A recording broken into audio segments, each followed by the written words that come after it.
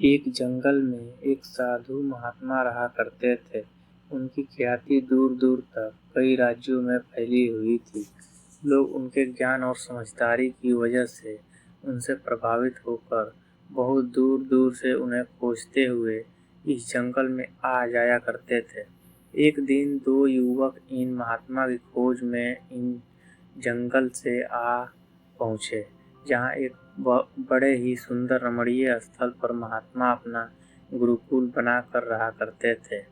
वे दोनों ही इन महात्मा को अपना गुरु स्वीकार कर उनसे शिक्षा प्राप्त करना चाहते थे।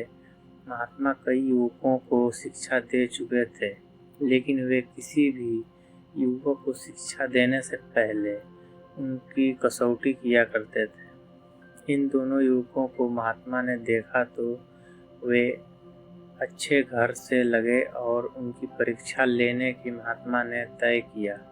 महात्मा ने युवकों से कहा कि मैं तुम्हें अपना शिष्य जरूर बना लूँगा, लेकिन उसके लिए तुम्हें मेरी एक शर्त पूरी करनी पड़ेगी। युवकों ने महात्मा से कहा, आप जो भी कहेंगे हमें मान्य है। महात्मा ने गुरुकुल के कमरे में रखी दो कबूतर की मूर्तियां लाकर दोनों युवकों को एक एक थमाते हुए कहा, इन कबूतरों की मूर्तियों को तुम जीवित कबूतर ही मानो और तुम्हें यह करना है कि जब तुम्हें कोई देख ना रहा हो तो इन कबूतरों की गर्दन मरोड़ देनी है। जब तुम ऐसा करने में सफल हो जाओ तो मेरे पास चले आना। दोनों युवकों ने अपने अपने कबूतर को ध्यान से देखा। दोनों ही कबूतर बहुत सुंदर से और उन पर बहुत अच्छे से रंग और आकृतियां बनी हुई थी।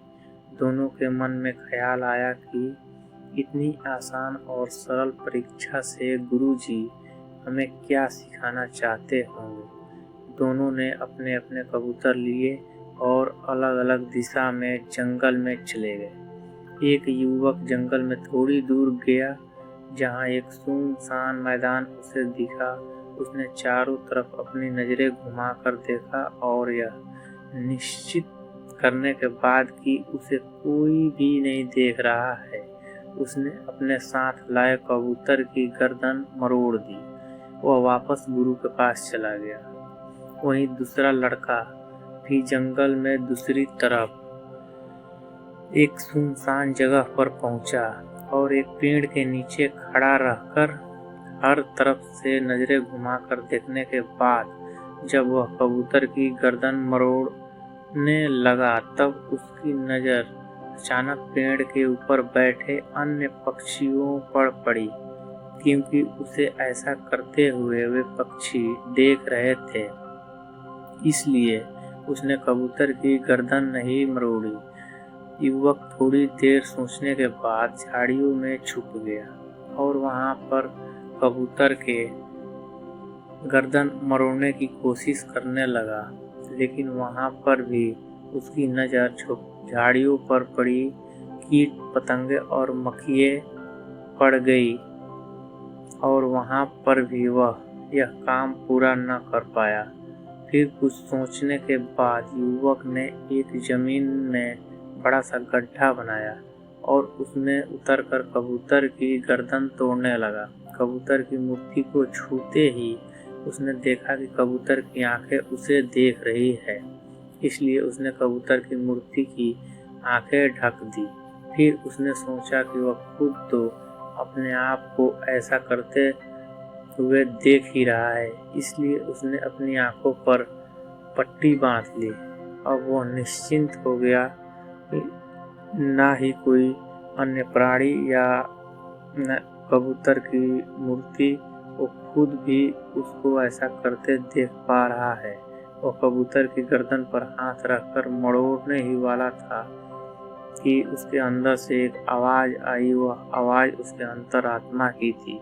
युवक अब अच्छे से समझ गया था कि गुरुजी इस छोटी सी और सरल सी दिख रही परीक्षा से उन्हें क्या शिक्षा देना चाहते थे। युवक बिना उस कबूतर की गर्दन मरोड़े ही गुरु के पास पहुंचा। गुरु के पास जाकर युवक ने गुरु से माफ़ी मांगते हुए कहा कि गुरुजी, मुझे क्षमा दिख रही परीक्षा से उन्हें क्या शिक्षा देना चाहते थे। युवक बिना उस कबूतर की गर्दन मरोड़े ही गुरु के पास पहुंच गया। गुरु के पास जाकर युवक ने गुरु से माफ़ी मांगते हुए कहा कि गुरुजी, क्षमा कर दीजिए, मैं आपका दिया यह काम पूरा नहीं कर पाया क्योंकि जब भी मैं ऐसा करने की कोशिश करता तो मुझे कोई न कोई देख रहा होता। जब मैंने यह सुनिश्चित कर लिया कि बाहरी दुनिया में मुझे कोई देख नहीं रहा है, तब भी वह परमात्मा मुझे देख रहा था। इसलिए मैं इस परीक्षा में पूरी तरह असफल हो गया। महात्मा ने उस युवक को शाबाशी देते हुए कहा कि तुम इस कसौटी में असफल नहीं बल्कि पूरी तरह से सफल हो गए हो।